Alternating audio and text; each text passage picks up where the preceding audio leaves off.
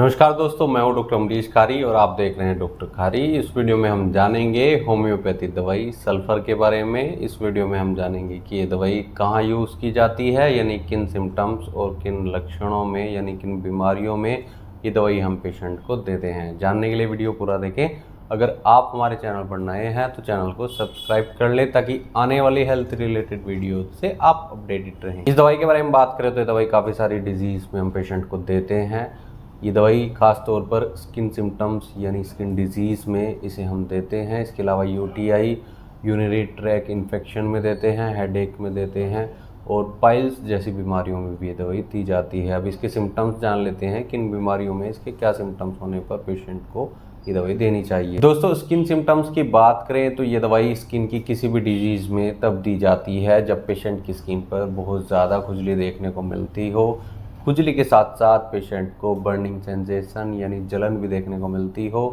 ये खुजली खास तौर पर पेशेंट को रात में होती है जब पेशेंट सोने के लिए जाता है। बिस्तर पर जाते ही पेशेंट की खुजली बढ़ती है। ऐसे में अगर पेशेंट को स्कैबिस हुआ हो या फिर स्किन एलर्जी हो, कोई भी रोग हो, ये सिम्टम्स होने पर पेशेंट को ये दवाई दी जाए तो काफ़ी राहत मिलती है। स्किन डिजीज़ में पेशेंट को ये खुजली एक जगह से दूसरी जगह जाती रहती है, यानी कभी हाथों में, कभी पैरों में, कभी कमर पर, कहीं भी ये शरीर में हो सकती है। इसके बाद पेशेंट को खुजलाने के बाद जलन पैदा होती है। जलन के साथ साथ कई बार ब्लीडिंग भी देखने को मिलती है, यानी पेशेंट को इतनी इंस्टेंट खुजली होती है कि पेशेंट खुजलाते खुजलाते ब्लीडिंग शुरू हो जाती है पेशेंट के अफेक्टेड एरिया पर। ये सिम्टम्स पेशेंट को किसी भी स्किन डिजीज़ में हो, जैसे एक्जिमा में अगर ये सिम्टम्स आते हों तब भी ये दवाई पेशेंट को दी जा सकती है। अर्टिकेरिया में अगर पेशेंट को बार बार खुजली हो रही हो, इंस्टेंट खुजली हो, साथ में बर्निंग सेंसेशन हो और शरीर पर कहीं भी हो तो उसमें भी ये दवाई दी जा सकती है। इसके अलावा सोराइसिस में भी हम इसे देते हैं ईचिंग के लिए। यहाँ तक कि ये दवाई पिंपल्स में भी पेशेंट को दी जाती है। चर्म रोगों की ये एक इम्पोर्टेंट दवाई है होम्योपैथी में, इसलिए अगर आपको स्किन डिजीज़ है तो आपके लिए ये दवाई लाभकारी हो सकती है। अब इसके और सिम्टम्स या और बीमारियों की बात करें तो ये दवाई हेडेक में भी दी जाती है, यानी सिर दर्द में भी दी जाती है। सिर दर्द के लक्षणों की बात करें, पेशेंट को ऐसा सिर दर्द जो हफ्ते या 2 हफ्ते बाद रिपीट होता रहता है।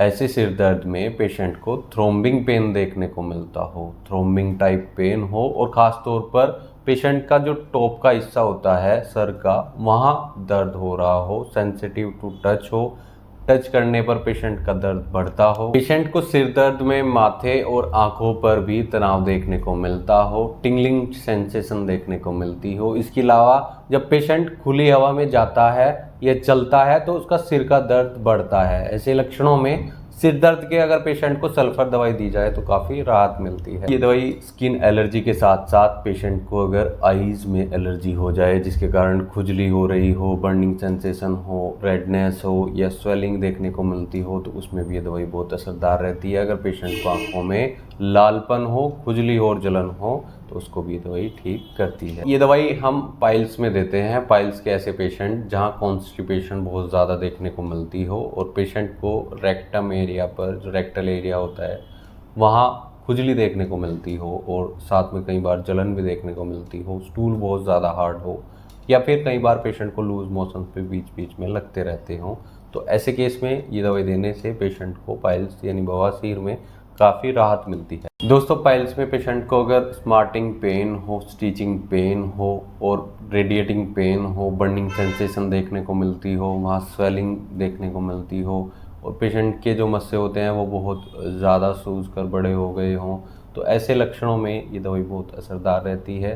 कॉन्स्टिपेशन को भी ठीक करती है, पाइल्स बवासीर को भी ठीक करती है। मस्से वाली बवासीर में हम इसे पेशेंट को देते हैं जहाँ खुजली और जलन बार बार पेशेंट को देखने को मिलती हो। तो ये दवाई यूटीआई में भी दी जा सकती है, यूरिनरी ट्रैक इन्फेक्शन यानी पेशाब का इन्फेक्शन, मेल फीमेल दोनों पेशेंट में दी जा सकती है। जहाँ सिम्टम्स की बात करें तो पेशेंट को बार बार पेशाब आता है और यूरेथ्रा में कई बार पेशेंट को इन्फ्लामेशन देखने को मिलती हो, और अगर यूरिन की बात करें, यूरिन जब पेशेंट करता है तो उसमें जलन देखने को मिल रही हो और कई बार ब्लीडिंग या म्यूकस देखने को मिल रहा हो, तो ऐसे केस में ये दवाई देने से पेशेंट को यूटीआई में काफ़ी राहत मिलती है। दोस्तों अगर आपको इनमें से कोई भी बीमारी है और उसमें ये लक्षण देख के जा रहे हैं तो एक बार अपने होम्योपैथी डॉक्टर से कंसल्ट जरूर कर ले। बिना डॉक्टर की सलाह के कोई भी होम्योपैथी दवाई नहीं लेनी चाहिए, क्योंकि दोस्तों ये एक डीप एक्टिंग रेमेडी है, इसके एग्रावेशन भी कई बार हो जाते हैं। अगर आपको ऐसी कोई शिकायत है होम्योपैथी डॉक्टर से ज़रूर मिले, नहीं तो दिए गए व्हाट्सएप नंबर पर